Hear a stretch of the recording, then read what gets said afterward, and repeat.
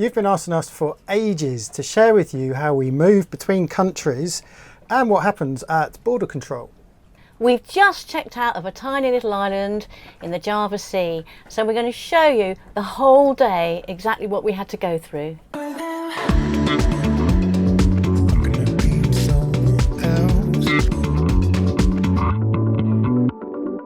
In a nutshell, it's similar to arriving by plane or by road, except you have to do everything for your boat that you do for yourself, and this of course means it can take a little bit longer. This Q&A is part of our series of Q&As which come out separately to our weekly Thursday episodes. Big thanks to our Rum Funders and our Patreons for giving us the incentive to do these extra videos. Before we get into the nitty-gritty, there are a couple of things to think about. The first is when you arrive into territorial waters, you are required to raise your quarantine flag before you've checked in, and this is an international requirement for every country. You can only clear out of official ports of entry. Now, this must be taken into consideration because, of course, this may affect your cruising plans. Lots of information out there on where you can check in, for example, Noonsite, talking to other cruisers in Facebook forums and so on. But just be aware that there are sometimes errors as well. In Indonesia right now, we are aware of 2 published supposed ports of entry, which aren't ports of entry. So just bear that in mind. But there are recognised ports of entries, and those are the only places that you can check into. Yeah, you can find them in embassies, embassy websites. That's what I normally do, is I find an embassy, check it there. As we said, the location of ports of entry will impact on your passage planning. It's normally expected by the authorities that it may take you a couple of days to get to your port of entry. So you may enter into territorial waters on the Monday, but it might take you a further 2 days to get to the first port of entry.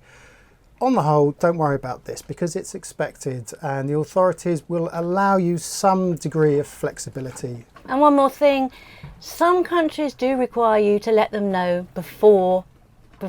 They want to know when you're going to arrive and exactly where you're going to arrive. Of course, this is not always easy because we're affected by the weather, but they do expect you to let them know. There's something called an advance notification of arrival. It's not something we've had to do yet, but we are going to have to do it when we go to Japan. We have a lot of information to get through, but fear not, do not worry. You don't have to pick up a pen and paper to make notes because we have published a blog post to accompany this video which has got lots of details in it. We'll put a link to it in the description below. It's early on a Thursday morning and we are setting off to check out, and let's just see how long it takes. The time right now is 7 AM. In many countries you are expected to dress respectfully, and that means covering up and looking your smartest. And for men, that of course means you've got to wear long trousers.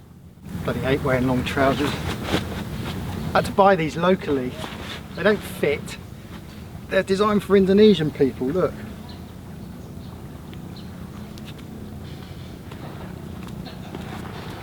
We're with Evan, who is our main man where we're checking out. Now this is a man about town who helps yachties with diesel, laundry, beer. But today, Evan, what are we doing today? We're going to check out. Check-in and check-out is much more easy in Belitung because you usually check-in or check-out in only 1 day. Irvan's point's a good one, isn't it? Because it can take days to check out, and in fact we've chosen to check out of this location because other ports of entry and exit in this area take a lot longer. This place is a lot easier to do it. Some ports, they insist you use an agent, and this can be very expensive. We're looking at $200 to $500 for some ports, and you don't have a choice in the matter. You have to pay that money. So that was another reason for checking out in Belitung. Also, we should say that Irvan is not an official agent. He's just a good guy who helps yachties out. He knows when the offices are open. For example, at the end of Ramadan in Jakarta, they closed for more than 10 days. And he also gives useful tips on what to say and what not to say. He charged us 350,000 rupiah. Sounds a lot now. It's only $20 for a whole day with him and his car. So it just made sense because the places were so far apart. We were able to arrive in comfort. We had some nice lunch, met some nice people and did a bit of shopping at the same time.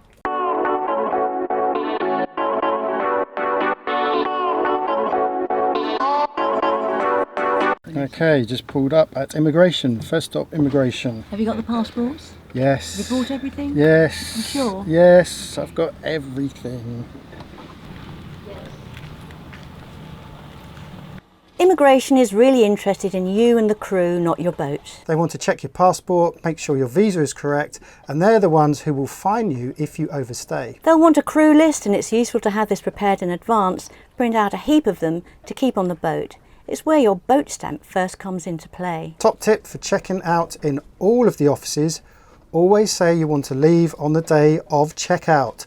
Otherwise, they'll ask you to come back the next day. Looking skinny, your passport is already finished, so you can exit Indonesia.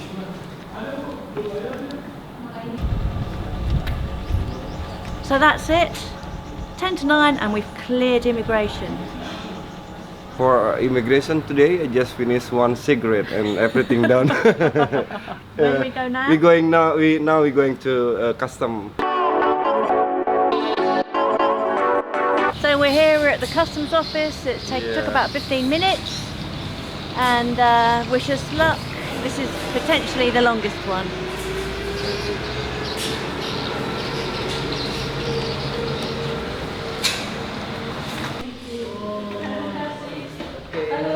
Customs are interested in you and your boat, very much your boat. They'll want to see various documents, including passports, ship's registration, crew list, and so on. Remember to take your ship's stamp with you. In some countries, they'll want to make an inspection on board and will either make their own way there or expect you to take them to the boat, a service for which you may even have to pay, as we learned through other cruises in the Maldives capital, Male. 10 to 10, that's the first bit of customs over, but of course they now want to come and see us on the boat. Back we go.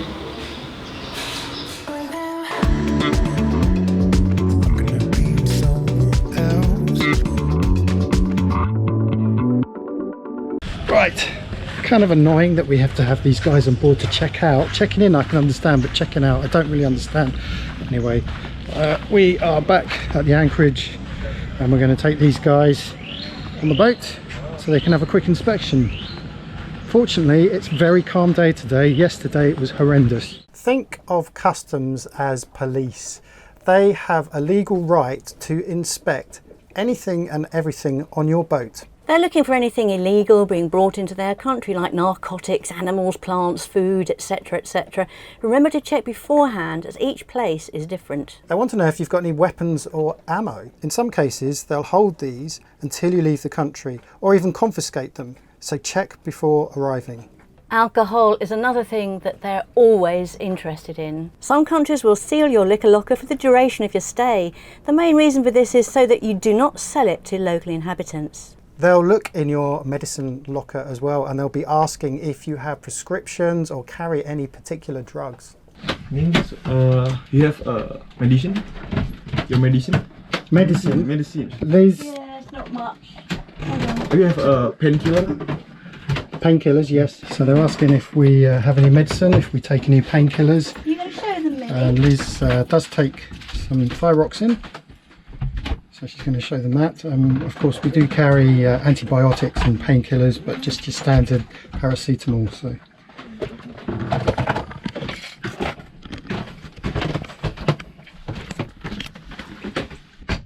Where is he? Do you want to come Where's your through? toilet? Come through here. And then I have drawers, just underwear, Okay. kind of thing. And then hats and... Are you helping? Thank you. So they're just checking to see we've got AIS, and then we have said that we will email them once we have left Indonesia and we get to Malaysia. We will email them to let them know that we have arrived. Okay. So he's just leaving his email address now in the logbook. Main story. Sir? Well, that wasn't too bad. Although I have to say they did more thorough examination, don't you think, than most people do. They had a look in almost every lock and had a good old look round. But Settle. What's the time? Time now, 11 o'clock. So we got back to customs, but now we're going straight to quarantine. A lot of conversation going on in the car. Yeah, Apparently we should have gone there. We're trying to get there now. It's 10 to 12. They close at 12, so wish us luck.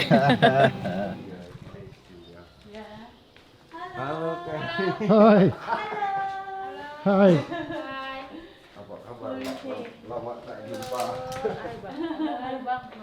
At quarantine, the captain will be issued with a licence commonly known as a free pratique to confirm that both crew and vessel are free from contagious disease.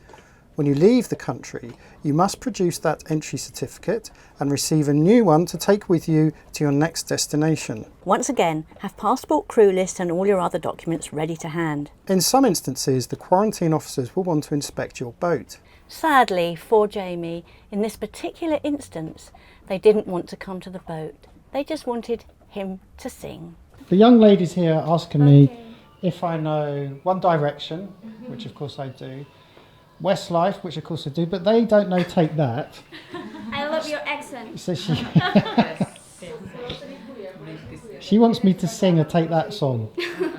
Yeah. I can't think of any. Maybe your wife will help you to sing together. Take That, yeah. Maroon 5. Maroon 5, oh yeah. Oh, Maroon 5. Sir, you pay 20,000 rupiah. They want me to pay money. This is your document, port heart clearance to Malaysia. From Indonesia to Malaysia, this the document. Okay, this to Malaysia. This day. Okay. Terima kasih. Okay. Thank you very much. You're welcome. Thank you very much, ladies. Okay. Have a good day. I wish all of the official officers were like you. It would make us very happy. Okay. There are a lot of people outside more better than us. No, you're the best we've come across. Thank you. You're so nice. It's now 20 past 12 and for the last 20 minutes Jamie has been with these ladies. You may have noticed in the footage I don't appear because he was clearly having too much of a good time without me, wasn't he? Yeah? Yeah. But now I have to take him away and we'll Okay. say goodbye. Thank you. Nice to meet you. Yes, Thank you. and you, and you.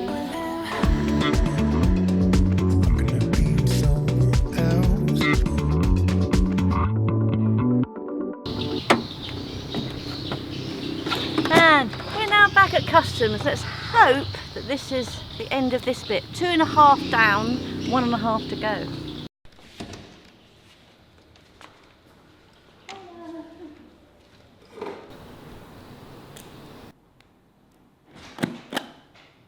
This one is declaration of inspection. Declaration of inspection. Yes. And this is the same, but this is in Bahasa Indonesia. English Bahasa. The last one is your VD, vessel declaration. Yeah. Yeah, this is all for you. Okay, vessel declaration. Can you bring This it? is all ours. Okay. And now we keep it. Yes. And now we leave your country. Okay. I'm sorry. Thank you.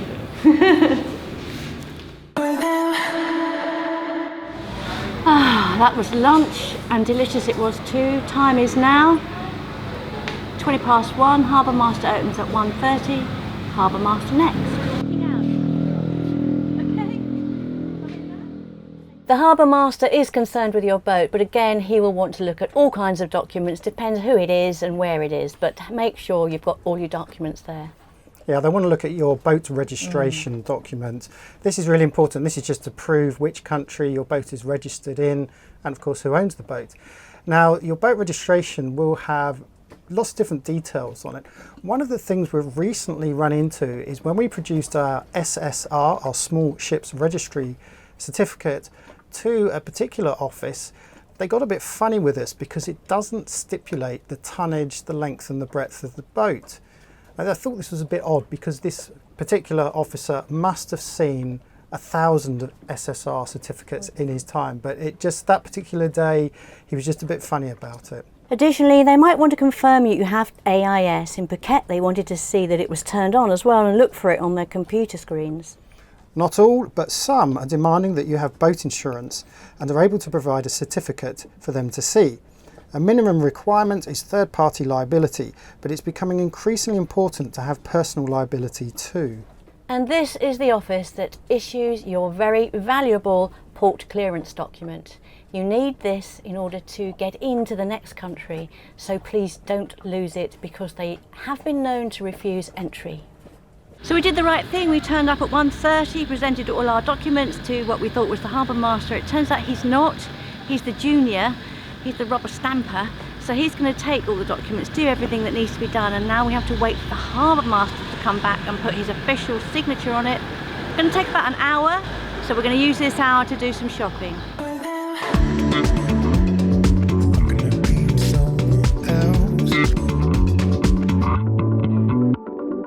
This is it, we've got it. This is the port clearance.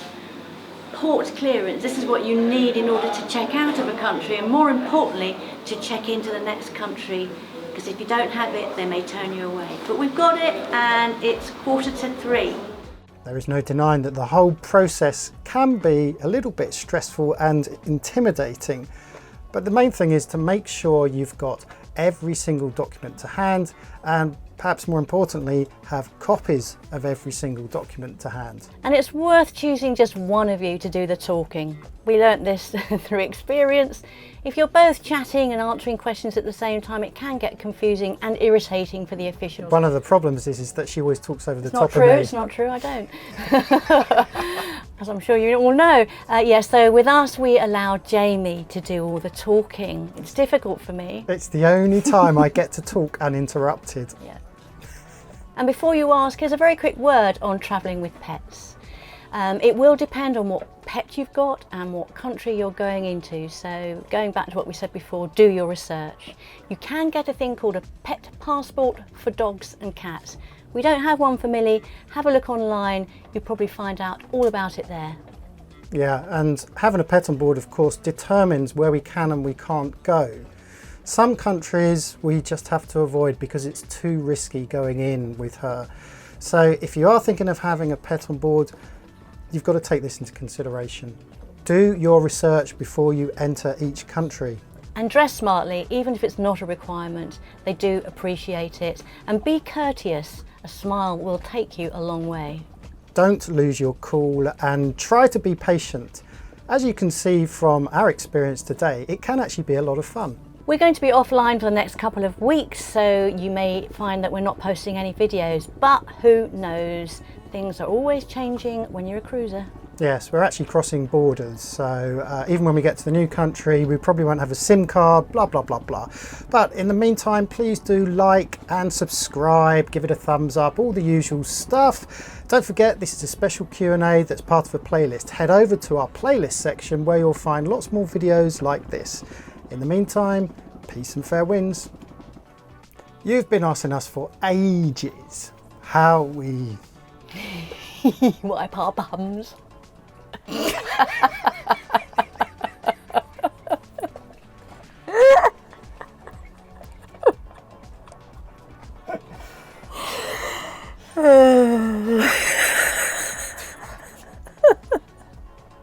Sorry. Right, let's start again. I've got cramp. Right, go on. I don't know where that came from.